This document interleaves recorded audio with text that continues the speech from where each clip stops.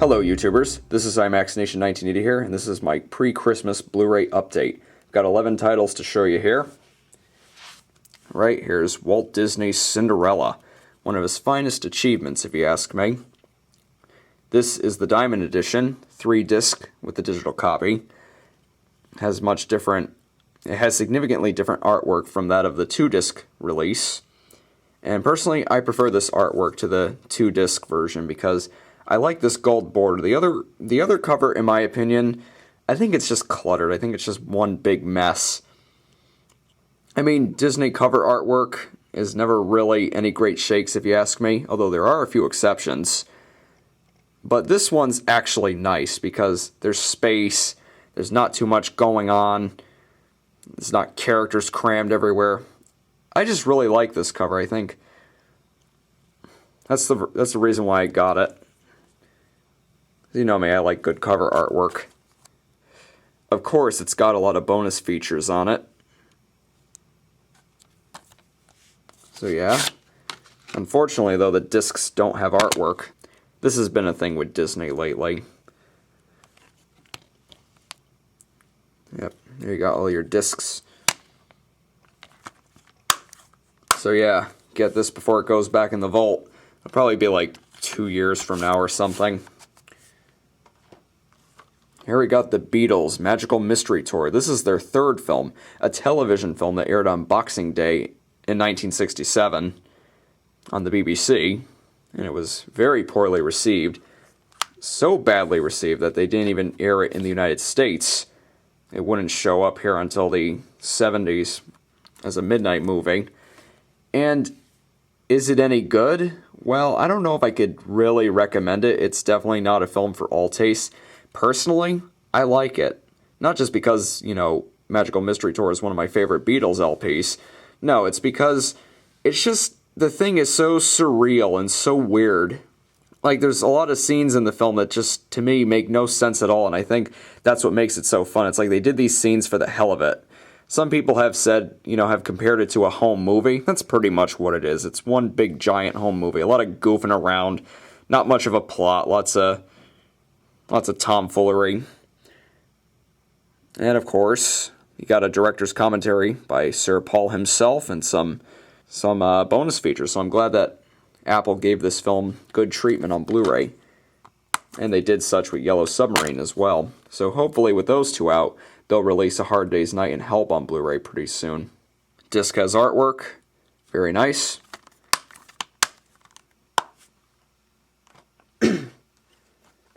Steven Spielberg's E.T., the Extraterrestrial, 30th Anniversary Edition. Nice to have this on Blu-ray finally. They also released Jaws earlier this year, which was I think it was in my previous Blu-ray update. And of course, digitally remastered from the 35mm film elements. Of course, the 2002 version of E.T., the 20th Anniversary Edition, was controversial because there were some revisionist changes done. This is a very nice cover. And believe it or not, the discs have some form of artwork on it. Yep, even though it's not much. There's the DVD itself. Speaking of Spielberg, his current film Lincoln is playing in theaters. I gotta see it. I'm hearing all these good things about it. It's currently doing very well at the box office, so I'm gonna have to check that out soon. Alright, Disney's The Great Mouse Detective. The directorial debut of Ron Clements and John Musker, the Disney Dream Team, the guys behind Little Mermaid, Aladdin, Treasure Planet, Hercules, and The Princess and the Frog. They also have a hand-drawn film in development as well, which is supposed to either come out in 2014 or 2015. Now, this Blu-ray release, it's worth getting if you just want the film, but if you're looking for bonus features or anything special, you're not going to get it. There's only one bonus feature on here that I could call an actual bonus feature, The Making of the Great Mouse Detective, but that's a featurette from God knows when. I'd like to see Disney treating some of their other titles with, you know, 2-disc sets or sets with a lot of bonus features because, you know, just because it doesn't sell as much as, say, Lion King or Beauty and the Beast doesn't mean it should get the short the short end of the stick. This is, of course, the re-release of the Mystery and the Mist edition, which was released back in 2010. So it's the same cover artwork too. It's worth getting if you just want the film, because the picture quality and the audio quality are pretty good. But it's light on the bonus content, so yeah. Disney's been releasing all their films on Blu-ray, like out the wazoo. And next month they're probably going to release a ton of them, because they already got Hunchback, because they got The Hunchback of Notre Dame, Atlantis, and Mulan coming to Blu-ray next year. Unfortunately, they're going to be packaged with their crappy direct-to-video sequels. I don't know why Disney's doing that. I did a whole rant on that. But anyways, Pixar's Finding Nemo. Finally. Such a long wait to see this on Blu-ray. And of course, this is the 3D edition, because Finding Nemo was converted to 3D earlier this year. And I saw that in theaters. I saw the re-release, and the 3D conversion was actually really good. You got one of the mine seagulls on the side there, on the spine. Is that the first time Disney Blu-ray ever did that? So I've never seen anything like that before. Of course. And this is called the Ultimate Collector's Edition. It's the same with Brave and the upcoming Blu-ray of Wreck-It Ralph. It's like, that's the big thing with Disney now. You gotta get the Ultimate Collector's Edition to get all the discs. And of course, what's really nice about this is that all the discs have artwork. For some reason, the Pixar films are an exception when it comes to Disney. They always have artwork, whereas everything else doesn't. So you got the Blu-ray itself, all the bonus features. I was a little disappointed with the bonus features because the original Finding Nemo DVD had this really nice visual commentary where the movie would stop and it would go to these vignettes on the making of the film, all these little clips, and they turned it into a CineXplore commentary, which is picture-in-picture instead. And some of the vignettes have been carried over from the DVD, but as standalone bonus features. But I think there were about 30 or 40 on the original DVD. They don't keep all of them, and there's a few other bonus features that I remember from the original DVD that they didn't keep either, which, I don't know, to be honest, that disappointed me, because, I care a lot about bonus features, and I wish they had kept all the old ones as well. But it's still worth picking up. The picture quality, it's flawless.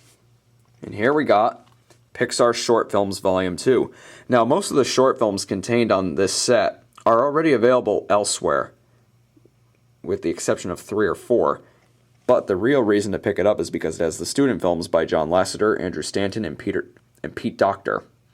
Of course, the Pixar Brain Trust there.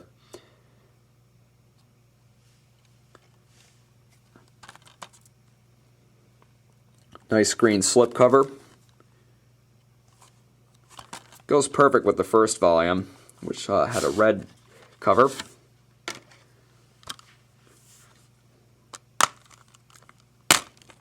And the disc has artwork. Even the DVD has it too. Alright, here we have Arthur Christmas, an Aardman Animations film, the creators of Wallace and Gromit and Chicken Run, and their most recent film, The Pirates, Band of Misfits. Of course, it's known in the UK as its right title, The Pirates in an Adventure with Scientists. That's currently on Blu-ray as well, but I'm going to get a region-free UK Blu-ray of it, because when it was released here in America, they censored it in a way. They toned down some of the more adult humor, if you could call it that. But Arthur Christmas, this was a really good film. I was expecting it to be good because it was Aardman, but I wasn't sure about the plot, but I was surprised. It's a very clever Christmas movie, and one that, is pretty creative. And I think it's going to be one of those Christmas films where they're going to show it on TV, constantly, and it's just going to get a bigger audience. Well, I hope it does, because it's actually a really good film.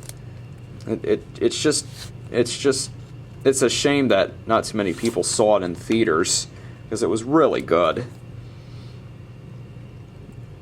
Really? Do they have to tout that on the cover? Anyways, They got the 3D disc. All of them have artwork. Blu-ray itself.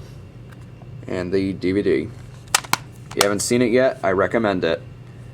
It's destined to be a real Christmas classic. Nice slipcover.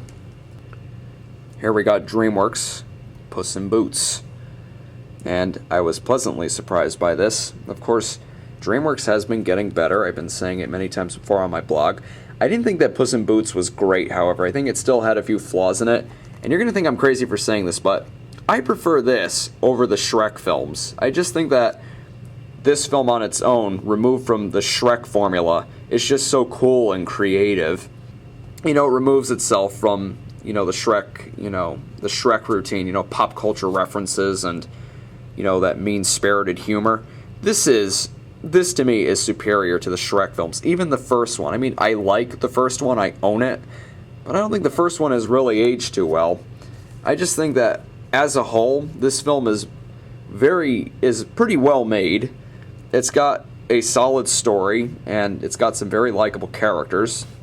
But it isn't great. It still has its flaws. But if you haven't seen it, definitely check it out. I'll take it over the Shrek sequels any day as well. And here we got the discs. Typical with DreamWorks and Paramount. No artwork. Bland. So yeah, check it out. And another DreamWorks film, Madagascar 3, Europe's Most Wanted. Again, I was very surprised with this because I was expecting it to be terrible. The two trailers that they released, I was dreading it. I was going to skip it. I just thought to myself, hey, I like the first two Madagascars, but this one looks like they're not even trying. Lo and behold, I think it's actually the best of the Madagascar films, and I think it's what 1 and 2 should have been.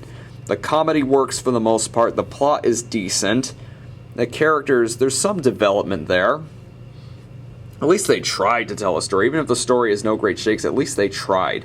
And didn't rely on, just humor and pop culture jokes every 5 seconds. Not that the first two films were like that, but I just think that the first two films were very inconsistent, despite the fact that I like them. This is, a lot of fun. On the surface, it may seem like one of the more childish animated films out there, but, it's very enjoyable. There's a lot of zany humor in it, lots of over-the-top slapstick and antics.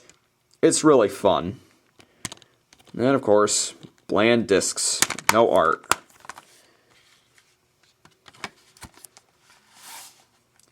So yeah, if you haven't seen it, definitely check it out. And here we got Pixar's recent film, Brave. And I think it had a few flaws, but overall, this is a very good film. I think the critics were a little too tough on it. I didn't think it was way below Pixar standards. Of course, I don't believe in the whole Pixar standards thing to begin with anymore. I think they're held up to such ridiculously high standards. I think Brave is a very good, solid movie on its own, and don't miss out on it. It's definitely worth a watch. And the animation, of course, is breathtaking because, of course, it's Pixar. And this is an ultimate collector's edition, much like Finding Nemo.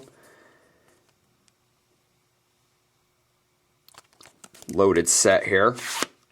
But if you get the 2D Blu-ray, you're still going to get all the bonus features. Disney's not pulling that move again like they did with Pirates 4 and Cars 2, where you had to buy the 3D disc to get the regular Blu-ray bonus features. Anyways, Brave is really good. And all the discs have artwork. Except the digital copy, of course, because, And, of course, a nice slipcover. I like the image they chose for the slipcover, the original poster. So yeah, check out Brave. And finally, The Dark Knight Rises, the epic finale to Christopher Nolan's Batman trilogy. And I'm going to be very honest with you guys. I think this is the weakest of the trilogy. However, I still think it's a very good film. It's not like way worse than Batman Begins and The Dark Knight, but I think it's a little weaker if you ask me. I could go into detail, but, spoilers. I did a review of it on the blog. I wrote a review of it, so those are my further thoughts on it. And I love the cover, of course, 3D image. Extra points for keeping the critic review off the slipcover. And artwork on the discs. Huzzah! Except the artwork is pretty much the same. Still nice though. But I definitely recommend it. The whole trilogy is just amazing. And of course, if you want to know, my favorite film in Nolan's trilogy is The Dark Knight. But this is still a very good film, and if you haven't seen it yet, definitely check it out. So yeah, that was my pre-Christmas Blu-ray update. Thanks for watching. Cymax Nation 1980, signing off.